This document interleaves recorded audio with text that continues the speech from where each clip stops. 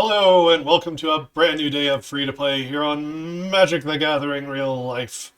Get the dish on the latest with me, Lord Rumfish. A little while back, I put out a expansion set of Magic the Gathering on this channel called Wastes of Veldmar. It was a full 281 card set. I made it all free to download. I previewed, looked at all the cards. Um, Printed off some proxies and opened them up. It was fun. But it turns out I'm not done with it. Veldmar is going to have a block. Yes, an honest-to-goodness block. So, cue the expansion Defense of Veldmar. So in this video we're going to be talking about all the regular factions of Veldmar in case you didn't watch the original videos.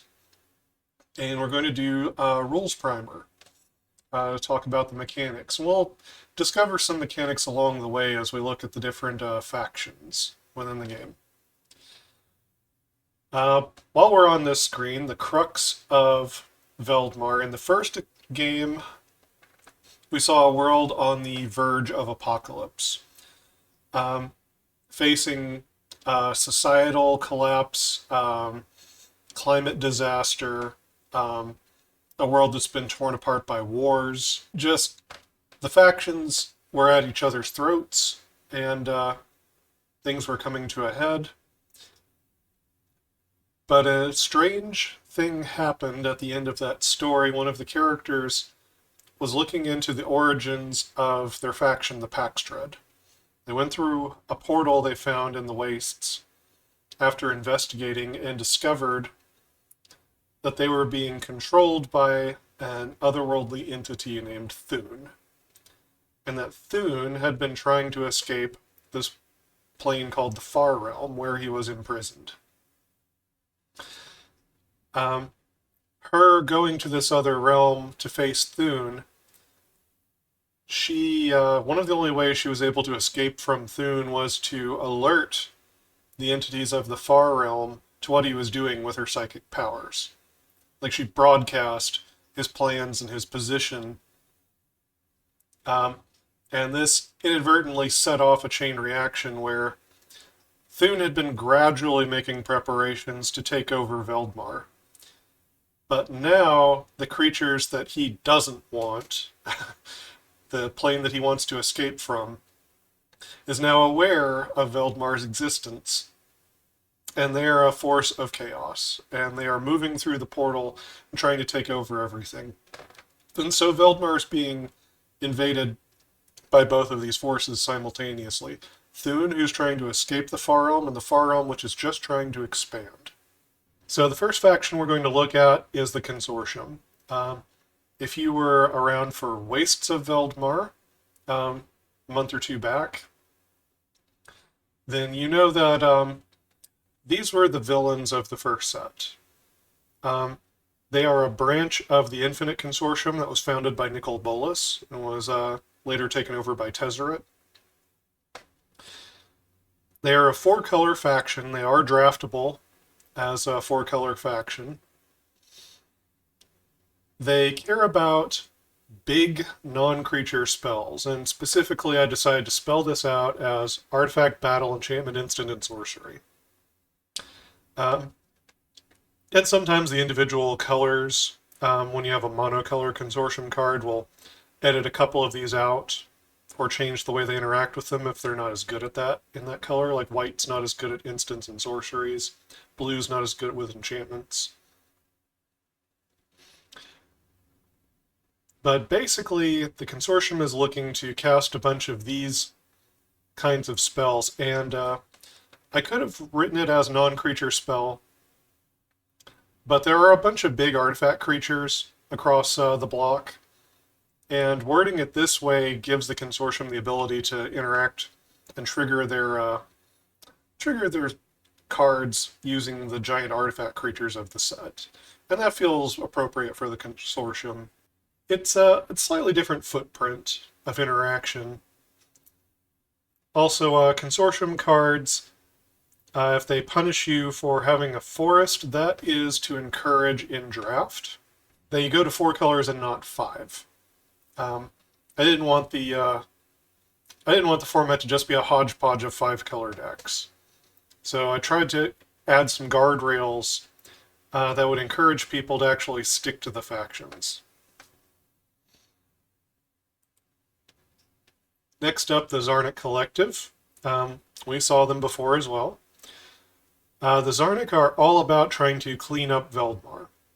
They're concerned about the environmental disasters going on, so they've been looking at ways to reuse, repurpose, recycle trash. And a bunch of cards in the set will banish cards out of your library. That means exiling that number off the top. The Zarnik look for ways to be able to capitalize on that. So the Zarnik Collective is trying to use these pieces of Veldmar that feel like they're just wasteful, and it's trying to give it a purpose. The trash tokens you see mentioned here, they are a colorless artifact token named Trash. It has pay 1, tap, sacrifice it, mill 1, then surveil 1. So the mill is always random, but the surveil gives you some card selection. And factions like the Zarnik can put the trash to other uses. Next, we've got the Nulvir Cult. The Nulvir have given up on finding a solution through the existing laws and societies and structures of Veldmar. The Nulvir Cult wants to reset it. They want to burn everything to the ground to watch something new rise from the ashes. They believe that the world such as it is can't be saved, so they might as well destroy it in order to rebuild it. The membership of the cult tends to be people who are disenfranchised or bitter, and they have a sacrifice theme. They're an aristocrats theme when it comes to drafting. So this card's pretty exemplary of that. This gives you 2 bodies, which is good for sacrificing, and it has a sacrifice outlet built in as well. The Roka Guild, they are all about artifacts. Artifacts matter. They believe Veldmar can be saved through artifice by artificially finding ways to supplement nature or to create, like hydroponics labs and climate control and various ways to try to combat what's going on through machinery and through invention. The Roka Guild is also big on the idea of directly combating the consortium through war. That was more of a thing in the previous set. Now that the invaders are here, the Roka Guild has turned its warlike mindset against these newfound enemies. And for the moment, the factions of Veldmar are tentatively working together to try to repel the invaders. So here we see a well-statted artifact creature. We got a 4/5 with reach and vigilance. For 4 mana, it's an uncommon golem. And you can tap 3 untapped artifacts and deal damage to the opponent. So obviously this card gets more and more utility the more artifacts you have, but it's also a solid chunk of creature as well. And that's another thing the Roka Guild is pretty good at, is fielding a lot of power and toughness. The Paxtread are a relatively young faction that came around in just the last couple of years. They're mysterious, they are saboteurs, and they're spies. They infiltrate other organizations, they read people's minds, they work in the shadows. And the way that they try to win the game in limited is by milling out the opponent. And this card is a little bit subtle in that regard, and some of the Paxtread cards are more subtle sometimes. But what's happening here is creatures you control get +0/+1 and reach, which is kind of a callback to the old card Spider Silk Armor. But they also get Ward Banish 1, which means that player has to exile the top card of their library in order to target your creature. And that's a little way that the Packstrat are nickel and diming away your library. You know, in terms of stabilizing the board and all of that, the toughness and the reach are very relevant. But the Ward Banish 1 is actually directly contributing to their game plan to try to win. The Packstrat are the faction I mentioned earlier, who they had been working with Illithids, who had gifted them their psionic capabilities. They eventually discovered that the Illithids were being manipulated by an Eldrazi by the name of Thune. And Thune likes to work through proxies. He likes to create like power structures and manipulate the minds of others. So Thune was pulling the strings of the Illithids, who are pulling the strings of the Packstrat. The Packstrat have now realized this, and they're trying to come out from under the thumb, or the tentacle, as it were, of their hidden masters. And they're trying to establish themselves now as a faction that's separate from that. So the Packstrat are reeling a bit in this set. Quell Knight College is an old faction of Veldmar.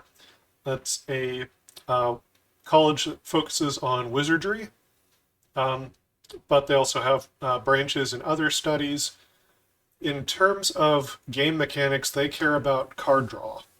Card draw matters, which you can see on this card is an instant that draws 2, and that's fine. But then you can give a creature +X, where X is equal to the number of cards you've drawn this turn. So if you do this on your turn after your draw step, it's at least +3/+3. And then that creature gets a bite effect, deals damage equal to its power to a creature you don't control. This is a strong spell. At least for limited. Probably not bad in constructed either. So Quell Knight is all about making your card draws matter. And there are some cards that draw on the next turn's upkeep. So there are ways to time your spells to where you're drawing cards on the opponent's turn and triggering Quell Knight College payoffs as well. In terms of how to save the world, Quell Knight College believes that the right idea has not been found yet. So they're all about brainstorming. They are all about trying to come up with the innovation that will be the correct answer to save Veldmar.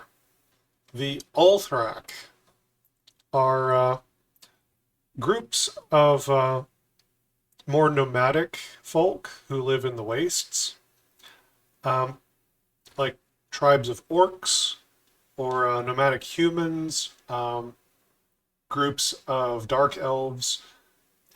These kind of lost, marginalized people came together under this philosophy that the strongest survive. And the goal is to become the apex predators of Veldmar.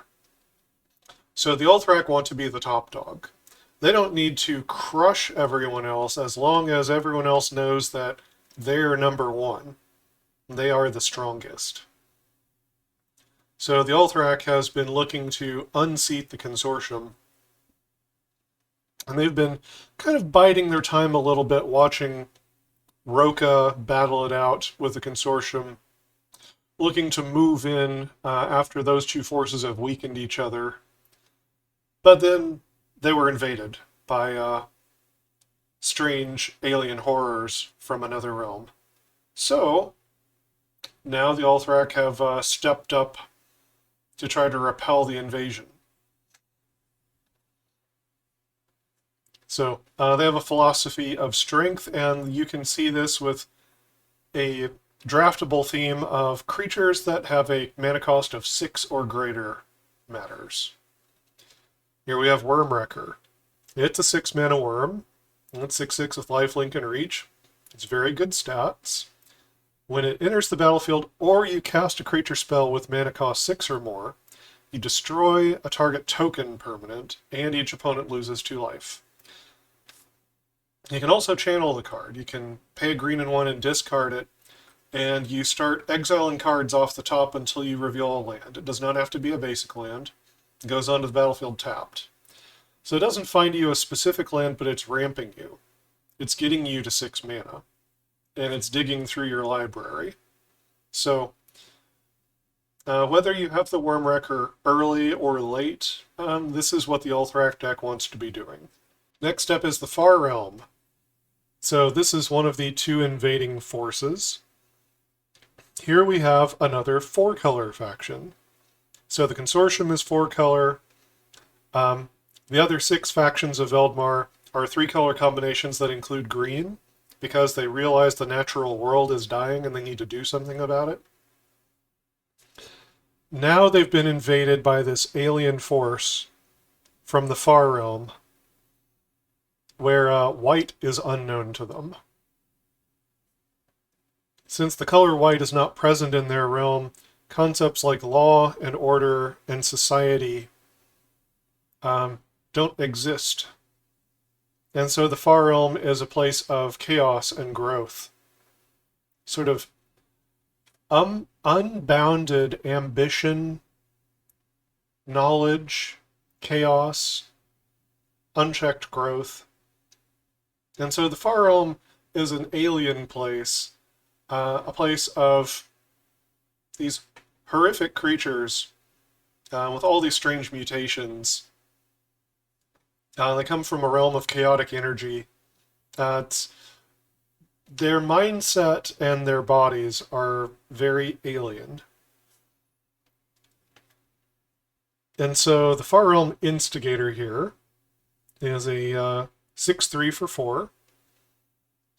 Those are inverted power and toughness from the Consortium cards. Consortium cards are more defensive. They're trying to get to their big late game spells. The Far Realm is aggressive. So we've got Menace and Trample.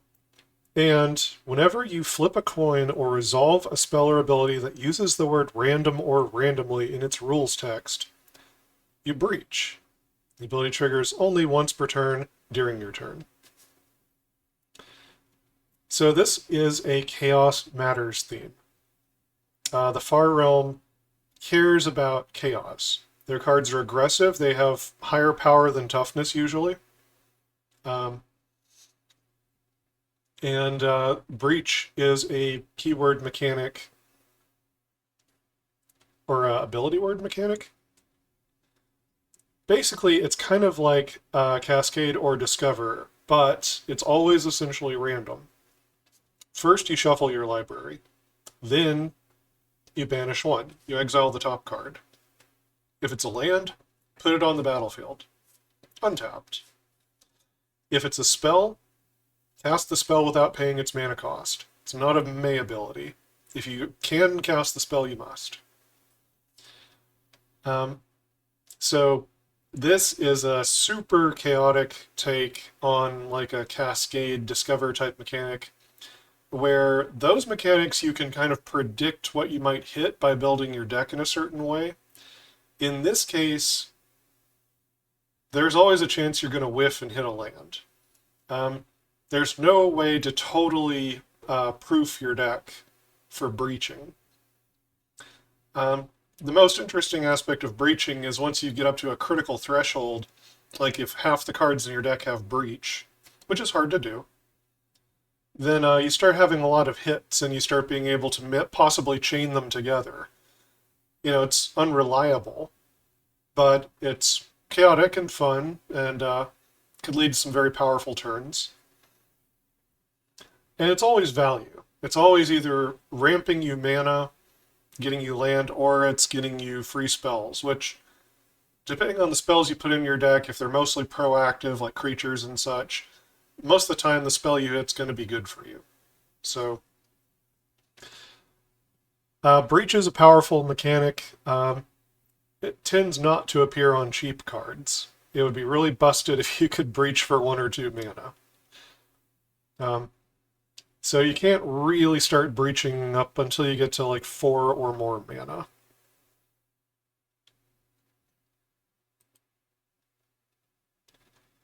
And finally, we have Colorless, the faction of Thune. And Thune is a particular Eldrazi titan, one who was separated from the others and banished to live in the Far Realm. A place so chaotic and infinite that it could hold his power and trap him. I say him, it's more of an it, but... So the faction of Thune is colorless, and using the colorless mana symbol, so you need to be able to generate colorless mana, specifically, not just generic mana. This color combination cares about creatures that are nightmares and horrors. So this creature is an Eldrazi nightmare, for example. And it produces a special resource called Quintessence. It is an enchantment token. I don't have the reminder text on this card because it doesn't actually produce one of the tokens, but it's a colorless enchantment token named Quintessence. And it has two ways to use it. One is you just sacrifice it and you add one colorless mana to your mana pool. The other is you use 2 generic mana and sacrifice it to draw a card. So, it can be a clue token, sort of, as an enchantment. Or, it can be kind of like a treasure, but it only makes colorless mana. It's a powerful type of token, and it's one that this faction cares about very much. There are some monocolor producers of Quintessence that are scattered across the set in all 5 colors. So you, the drafter, can pair this colorless theme and take it and add 1 or 2 additional colors, or 3 possibly if you have enough color fixing. Take those cards that are, good playables, that are beneficial, that produce Quintessence for you, and those can go with your colorless cards for your theme.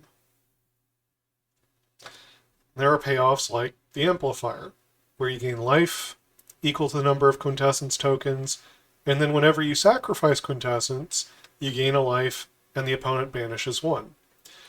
So another sub-theme of this color is milling out the opponent. And this is because they were the ones controlling the Packstrad. So they're kind of the same battle strategy to some extent in milling out the opponent. So that theme kind of visits into 2 colors because this one was controlling the other one before. So you can pair those cards together, you can build a mill deck more effectively. There's plenty of support for it.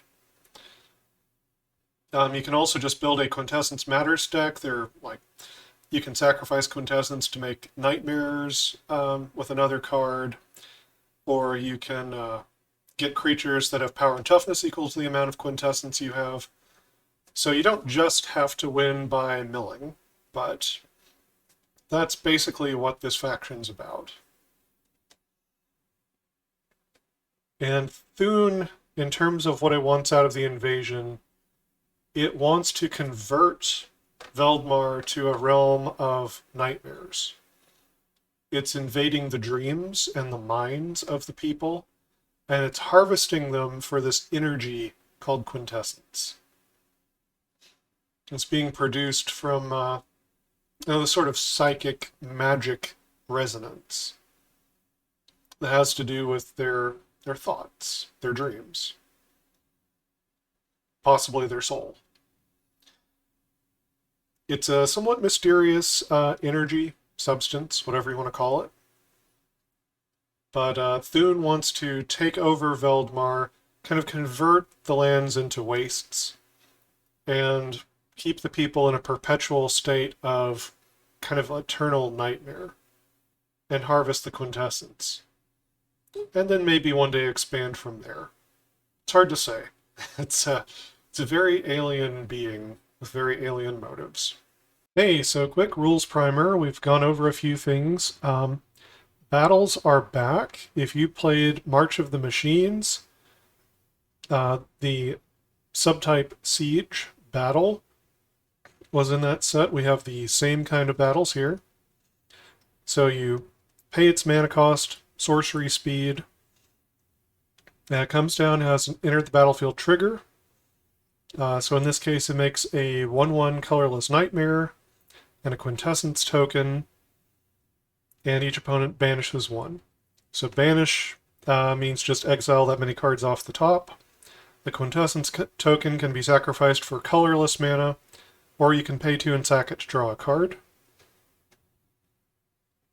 And the battle itself, the opponent defends it, kind of like they had a planeswalker. You can choose to attack the battle rather than the player. And as long as you deal at least 3 damage to the battle's, I think it's called defense. I don't think it's called loyalty. Then it exiles, and you cast the flipped side of the card without paying its mana cost. Which is good because it doesn't have a mana cost. The flip side on this one is Nightmares Unleashed. It's a colorless enchantment. And you can see the sub-theme of horrors and nightmares matter within the colorless Thune faction. So they get +1, +0, and ward 1. And it gives you a special ability to sacrifice quintessence tokens to make the opponent banish 1, and you get a colorless nightmare token. So this is a way that you can go wide and be aggressive with your quintessence. And so all the battles are like this. They have a front face, they have an initial enter the battlefield trigger. The opponent defends them. If you manage to attack the battle and flip it over, you get this spell for free on the backside. And it can be a creature, it can be a sorcery, it can be a bunch of different things. So this is an uncommon in the set, Ancient Destroyer. Big artifact creatures are a sub-theme, part of the plot of the story. There is a mythic rare that can just tutor and search up artifact creatures out of your library straight to the battlefield. In the last set, one of the Roka Guild uncommons could sacrifice golems in order to do the same effect. The reason I highlight this one is to bring up Bulwark 3 and Rampage 3. So Bulwark 3 just means whenever the creature attacks, it gets plus that amount of toughness until end of turn. So Bulwark 3, when it attacks, it gets +0, +3. Rampage is an old mechanic. It's returned on a handful of cards in the set. That means whenever it becomes blocked, it gets plus that amount for every creature blocking it after the first one. So if just one thing blocks it, Rampage doesn't trigger, but the moment 2 or more things block it, Rampage starts triggering. So when this creature attacks, it would be an 8/12. If 2 things blocked it, then Rampage 3 would go off once, and it would be an 11/15.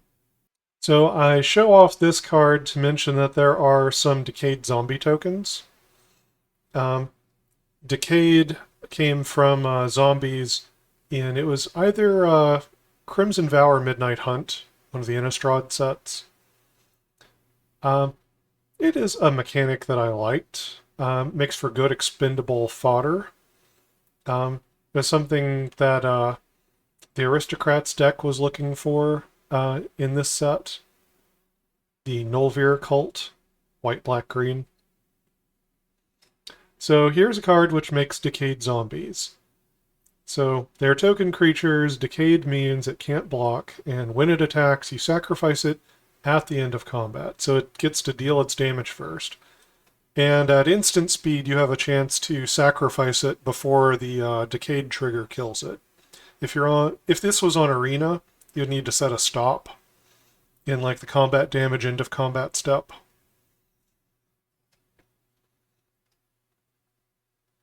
And just to show you what's on the backside, it's Unrelenting Zombies. So if you attack it, deal 4 damage, you'll cast this for free, It's a 4/4 zombie. It's white, black, and green. And whenever another creature you control dies, this gets a +1/+1 counter, and you gain 1 life. So, pretty good payoff in an Aristocrats deck.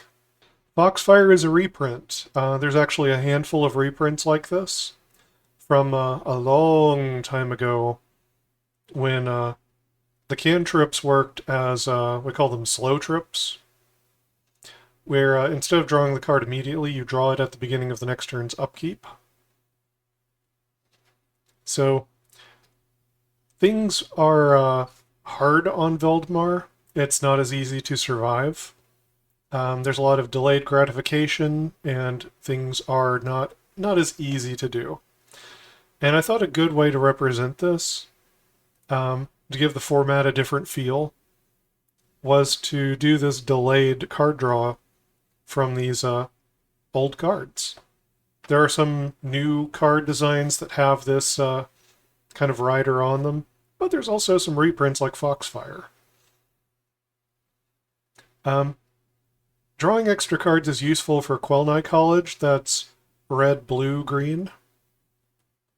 And it's interesting that you can time these to where they're either triggering on your turn, right? You play the Foxfire on the opponent's turn, and then you get to draw an extra card on your turn, or you can time these to where you're drawing extra cards on the opponent's turn, and most of the Quelnai cards, or quite a few of them, can still get you benefits by triggering on the opponent's turn and drawing extra cards. We mentioned Trash Tokens. This is a card that's got the reminder text on it, Destructive Battle. So, a creature you control deals damage equal to its power to a creature, battle, or planeswalker. So it's like a bite effect. Then you banish one, exile the top card, and you make a Trash Token. The Trash Token's a colorless artifact token named Trash. Pay 1, tap, and sack it to mill 1 and surveil 1. So, white, blue, green, the Zarnik Collective, has a lot of special uses for Trash Tokens, and Roka Guild, white, red, green, has an Artifacts Matter theme. So, both of them benefit quite a bit from Trash Tokens. In the previous set, Wastes of Veldmar, there was a Wastes Matter sub-theme that ran across all the colors. And that's because there was otherwise no real mechanical incentive in the previous set to include any wastes in your deck. So I put cards like this one into Wastes of Veldmar, so there was a reason in Limited to be playing Wastes. That theme has dropped off in Defense of Veldmar, had to make room and give way for other things in the set. So this is one of the only cards in Defense of Veldmar that still carries that theme. But the wastes could still be useful to you for casting cards that must have access to colorless mana. I bring up Thune's Dream Warper because it's one of the 2 cards in the set that has Annihilator. So with only 2 cards, it's not a big deal. But Annihilator number, in this case Annihilator 1, means that whenever this creature attacks, the defending player sacrifices 1 permanent. So Annihilator is a big deal. It's eating away at your opponent's board state. Even if all you're doing is chewing away at their extra mana, sooner or later they might have needed that mana. Or they might not be able to spare any more lands, and they have to start sacrificing other things. It's a very, very powerful ability. This card also has an interesting cast trigger. The Eldrazi are infamous for cast triggers. This one, you look at the opponent's hand and the top 4 cards of their library. You can exile any number of those cards. You can put any remaining cards from the library back on top of it in any order, and for every card you exiled, the opponent draws a card.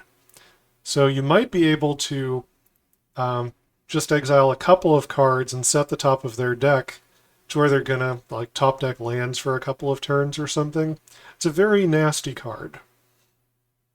Or you can exile all the cards in their hand and the top 4 of their library if you're trying to mill them out and make them draw like 7 or more cards all at once. We already talked about Breach. Here is another card that has Breach on it. This is a common removal spell in red. 6 mana sorcery. Warping Lightning deals 6 damage to target creature or planeswalker. Then you Breach. So, again, Breach means you shuffle your library. Then you banish 1, exile the top card. If it's a land, put it straight onto the battlefield. If it's a spell, you cast it without paying its mana cost. Then that's not a May. So all of these cards are pretty strong. They've all got card advantage baked into them, and if you hit a spell, then you're getting a big mana advantage at the same time. And one of the last things we'll talk about here is hybrid mana. There's just a few cards in the set that have hybrid mana. Hybrid mana is one of the only ways to make a 4-color card that's less than 4 mana. So this is a card which has the color identity of the Far Realm. Right, everything but white. Blue, black, red, green. But you can cast it with any combination of black or red, plus 1 of any combination of green or blue. So you could cast it for black, blue, you could cast it for red, green, any combination thereof. And this card lets you exile the top card of your library and the opponent's. You get to play those cards as long as they remain exiled. So it's kind of like a draw 2. And you can play an additional land drop. But if you do, that land comes in tapped with a stun counter on it. So you don't get to use the land right away. It's still a very powerful spell.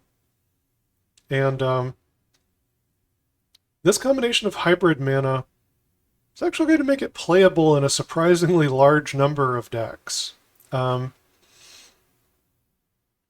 The casting cost on here is surprisingly flexible. And that plus the other cards that I talked about, that sums up the rules primer and the factions. So I hope you all are excited. Hope you all like what you've seen so far of Defense of Veldmar. So you can sound off in the comments, let me know. And check out in the description of this video, you can go to MTG Nexus, where I've got these cards. You can see what I've got posted up of the set so far. Like, at the timing of this video, I don't have the full set posted, but I am less than 60 cards away from having done the whole thing. So, not too long in the future from when I recorded this, the whole set's going to be up. It won't be long. So, in the meantime, you can follow along on the channel as we have kind of a preview season. And I get to talk about whatever cards strike my fancy. Kind of do like design stories, talk about the limited format. At some point we'll probably do the card by card entire analysis of the set for limited and otherwise. That's enough talking for now. Please like and subscribe. Please check out my other videos. That's the big one.